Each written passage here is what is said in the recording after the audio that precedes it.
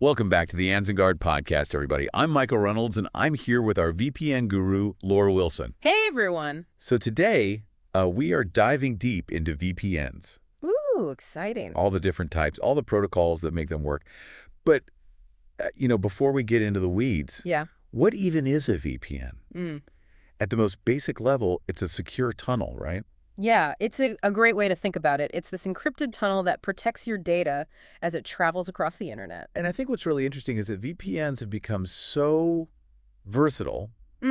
They're not just for like the techie people or privacy, super concerned people anymore. Absolutely. For everyone. We're talking everything from securing remote workers to linking entire office networks together and even controlling your smart home devices from, halfway across the world. It really is like the Swiss Army knife. It is. It's a great analogy. Of internet security and access. Yeah. So we've got two main categories that we're going to explore today. We've got site-to-site VPNs and remote access VPNs. So site-to-site are all about connecting those networks together. Yep. And then remote access is more focused on the individual user. Right. Let's start with remote access VPNs. Okay. Imagine this. You're working from a bustling coffee shop. Okay. But with a few clicks, you're securely connected to your company's network. Right. Accessing files and resources, just as if you were sitting right at your desk in the office. Yeah, it's like teleporting your office, minus the bad coffee and the long commute. Exactly. But it's not just for working remotely, is it? No, not at all. People use this for all sorts of things. Yeah, you can access files on your home network while you're traveling. Oh, yeah? You can stream geo-blocked content and even manage those smart home devices. You were talking about before. We were talking about. Yeah. Exactly. And it's really exciting to see how this market is evolving. Oh, wow, so? So alongside those traditional VPN services, we're seeing this surge in new solutions like Zero Trust Network Access, which is ZTNA. And that verifies users and devices at every step of the way. Okay, so it's like an extra layer of security. It is. It's a lot more secure. On top of the VPN. Yes. And then you have software-defined perimeter SDP. Okay. And that creates invisible boundaries around specific resources. Mm. And then we also have Secure Access Service Edge, or SASE, and that combines networking and security functions in the cloud. Wow. So it sounds like we've gone from just a simple tunnel to like this multi-layered fortress. It is. It's a lot more sophisticated and more secure than it used to be.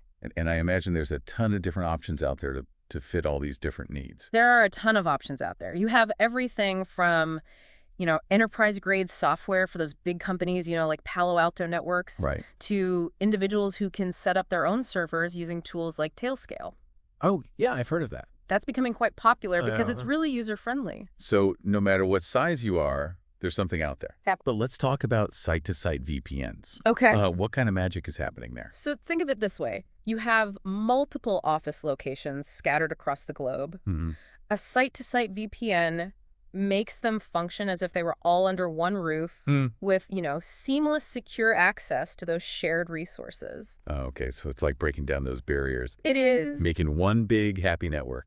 Exactly. And within this, we have two different types. We have intranet-based VPNs, and that links the different branches of the same company together. And then we have extranet-based VPNs, which create secure connections with partners or suppliers outside of the company. So you're not just connecting internally. No. You're connecting with everybody. Yeah, it's really building a bridge for collaboration and secure data sharing beyond the company walls. So it's like creating this ecosystem. It is. Where businesses can thrive. Exactly.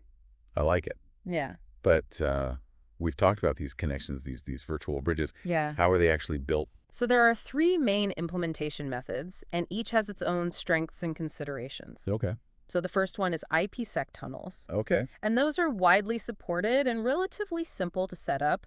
But as your network grows larger and more complex, they can get a bit unwieldy to manage. Okay. So they're good for a starting point. Yeah, they're a good starting point, but as your network grows... Maybe not ideal. Exactly. Yeah.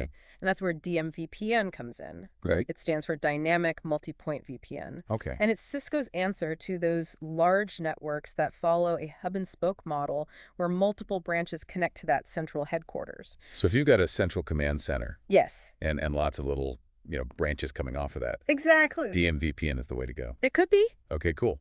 But what if you need like a guaranteed performance, like a high-speed lane for your data? That's where Layer 3 VPNs come in. Okay. They provide dedicated performance and reliability, but they do often come at a higher cost. So you pay for what you get.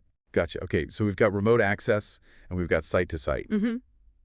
But there's a whole other world of VPNs out there, isn't there? There is. Like, what else is there? So let's talk about personal VPNs. Oh. This is what most people think of when they hear the term VPN, Right. and they act like your personal shield when you're navigating the vast landscape of the internet. So like a cloaking device. It is. It's a great way to put it. For all your online activity. Exactly. So these services, they encrypt your connection, they mask your IP address, and they can even make it appear as if you're browsing from a different country. Oh, wow. So it's really giving your online presence that secret identity. I like that.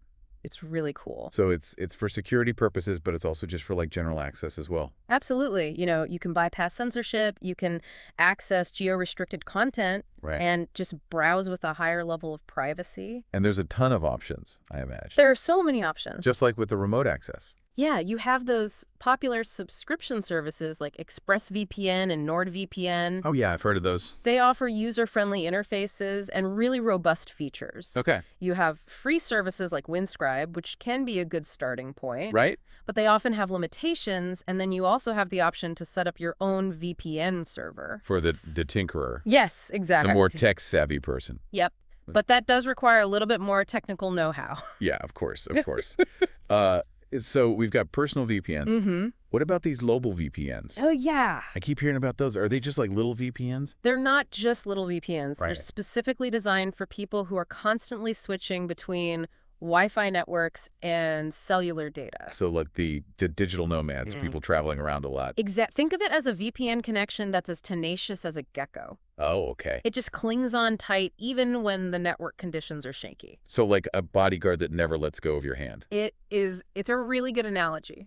Even in the most crowded of digital spaces. Exactly. And they use these specialized protocols that can handle that network switching seamlessly without dropping the connection. Okay. So your data stays protected even as you move between those digital realms. So if you're a digital nomad or just someone who, pops into a coffee shop a lot to do some work, Right. mobile VPN might be the way to go. Could be a good option. Cool. But wait, there's more. There's more. We haven't talked about double VPNs or cloud VPNs. We haven't. Let's talk about those double VPNs. Okay. They're like taking that concept of a secret tunnel and adding another layer of secrecy. Oh. They route your traffic through 2 VPN servers instead of 1. Oh, wow. So it's like putting your data in a double encrypted vault. So like a secret code within a secret code. Exactly. That's cool. It's a great option for those who need that extra layer of anonymity or are operating in those environments where there's heightened surveillance. Okay, and then what about cloud VPNs? So cloud VPNs are specifically designed for securing access to cloud-based environments like AWS or Azure, as more and more businesses migrate their operations to the cloud. Yeah, it's becoming super common. It is. These are becoming essential for maintaining security and control over that sensitive data. So it's like we've just unearthed this like hidden world of VPNs. We have. All these different types, and they all have their own abilities. They do, and they each serve different purposes. But before we get to picking our VPN, we need to talk about the engines that drive them, the protocols. Right, the protocols that dictate how your data is packaged, encrypted, and transmitted through those secure tunnels. Okay, so we've explored the different types of VPNs. Yes. Now it's time to get into the nitty-gritty Exactly. of how they actually work. Exactly. Welcome back, everyone. All right, so we talked about the types. Yeah. Now let's talk about the protocols. Yeah, those protocols are the engines that power those secure connections. Okay, so like choosing the right engine for a car. Exactly. Got to pick the right protocol for your VPN. Yeah, it all depends on what you're looking for. Speed, security, compatibility. Let's fire up those engines and see what's under the hood. All right, let's start with WireGuard. Okay. This is the rising star of the VPN world. Oh, really? It's known for its speed, its simplicity, and its strong security. So speed, simplicity, security, kind of the holy trinity there. You got it. What makes it so fast? Well, one of the key factors is its streamlined code base. Okay. It's significantly smaller than other popular protocols. So less code to process. Exactly. Less code, faster connection speeds, less overhead. Gotcha. So it's not just about power, it's about efficiency. Yeah, you could think of it as a finely tuned race car compared to a bulky SUV. I like that analogy. The race car is going to zip around the track. Okay, cool. But what about OpenVPN? OpenVPN. Give that a lot. This one's a veteran. Okay. It's known for its reliability and its flexibility. Okay. It's been the go-to choice for many years. So it's been tried and tested. Exactly, and it's open source, which means the code is publicly available for anyone to scrutinize. So that it's extra secure. It contributes to its reputation for strong security, yes. Okay, but does that mean it's slower? Well, it can be a bit more resource-intensive. Okay. Because of all those features and encryption methods. Yeah. It's very secure, but it might not be the best if you need top speeds. Right, so trade-offs got to think about what's most important to you. Yeah, it's like taking the scenic route versus the highway. Both will get you there. Right. But one might take a little longer. Exactly. What about mobile? Yeah, we got a lot of people on the go. Yeah, for mobile, you've got IKEv2, Okay. Internet Key Exchange version 2. Okay. It's designed to handle those unpredictable mobile connections. Okay. It can quickly reestablish a connection if you switch between Wi-Fi or experience fluctuations in cellular data. So it's like a safety net. Exactly. You're not going to lose your connection. Right. And it's also favored for its speed and efficiency. Okay. Which is important for mobile devices. Battery life. Yeah, okay, so what about situations where you're trying to access something and you can't? You're talking about censorship or firewalls. Right. In those cases, you want to look at soft ether. Okay. Think of it as a master key. Oh, okay. Can bypass even the toughest barriers.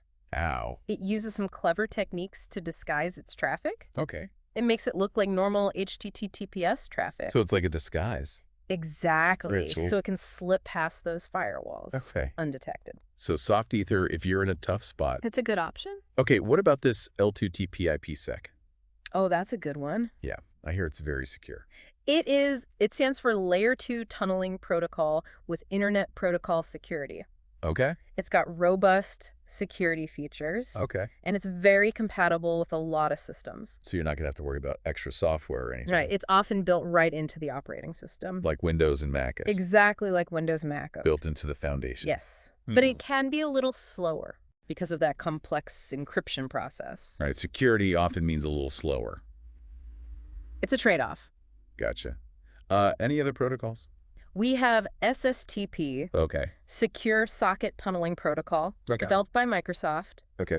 It's particularly useful when other VPN protocols are blocked. Oh, okay. So it's like a backup. Exactly. You might not need it often, but it's there when you do. Like a spare tire in your car. Exactly. And then we have PPTP. Oh, yeah, that one. Point-to-point tunneling protocol, one of the oldest. Yeah, I know that one. But there's a reason we saved it for last. Why is that? It's considered outdated and insecure. Oh, no. It might have been cutting edge back in the day, but over the years, a lot of vulnerabilities have been discovered. So not so good for security anymore. Not so good for security. So steer clear. It's like driving a classic car without seatbelts or airbags. Yeah, you might look cool, but it's not safe. Not safe. All right, so we've gone through a bunch of these protocols. We have. WireGuard, OpenVPN, Soft Ether. We've got IKv2. L2TP IPsec. Yes. So many options. There are a lot of options. Choosing the right one is like picking the right tool for the job. Exactly. But how do we actually apply all this knowledge? Right. We've talked about the types, the protocols, but how do you actually choose the right VPN solution? Yeah, that's a great question. It's one thing to understand the theory, but putting it into practice can be a whole different challenge. So in our final segment, we're going to help you figure out how to choose the perfect VPN. Your VPN shopping guide. I like it. Welcome back to the AnzenGuard Podcast, everyone. So we've explored VPN types, we've dug into the protocols. We have. And now it's time to figure out how to choose the right VPN solution for you. Yeah, it can feel overwhelming with so many options out there. It's like a jungle out there. It is. It's a digital jungle. But we're here to help you. We're your guides. So where do we start? The first step is identifying your needs and goals. What are you hoping to achieve with a VPN? Yeah. Are you all about privacy, or are you trying to access content that's blocked in your region? Right. Or maybe you're a digital nomad who needs a secure connection on the go, or a remote worker who needs to protect sensitive company data. So many different needs, so many different uses. Exactly. So let's say you're someone who values privacy above all else. You want to know that your online activity is completely private. Okay, so if I'm all about privacy, what should I be looking for? A strict no-logs policy, that's your top priority.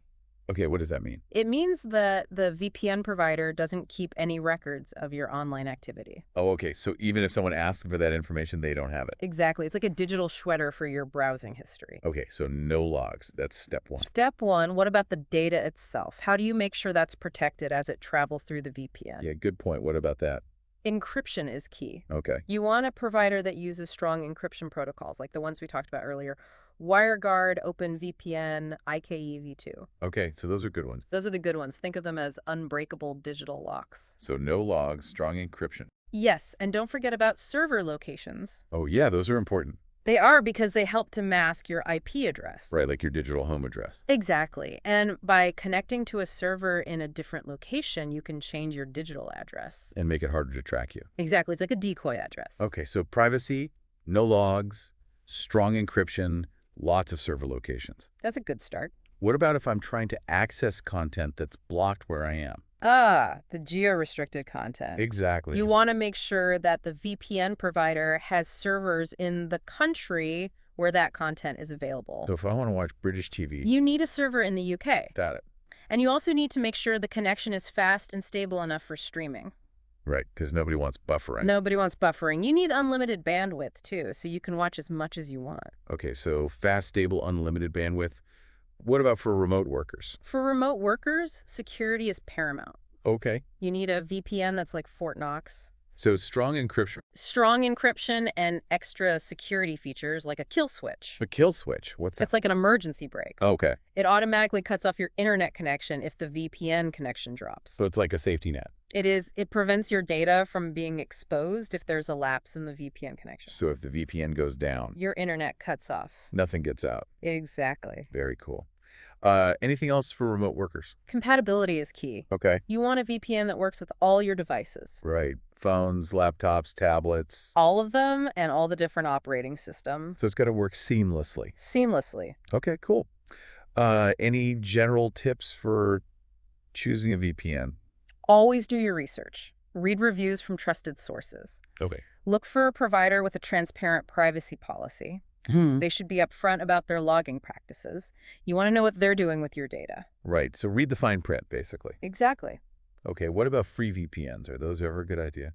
No, they might seem tempting, but they often come with limitations. Okay. You might experience slower speeds, data caps, limited server locations, and some might even log your data or inject ads into your browsing experience. No, that's no good. Not good. So you get what you pay for. Basically. So if you're serious about your privacy and security, get a paid VPN. Invest in a good one. Okay, cool. Well, I think we've covered a lot of ground today. We have. It's been a journey. It has. We've gone from the basics of what a VPN is all the way to choosing the right one for you. We've explored all the different types. The protocols, the features, everything. So remember to consider your needs. Do your research. Choose a VPN that you trust. And enjoy that peace of mind knowing that your online activity is protected. That's the most important thing. It is. I'm Michael Reynolds. And I'm Laura Wilson. And this has been the AnzenGuard Podcast. Be sure to subscribe, like, comment, and share this episode with everyone you know. And until next time, stay safe online.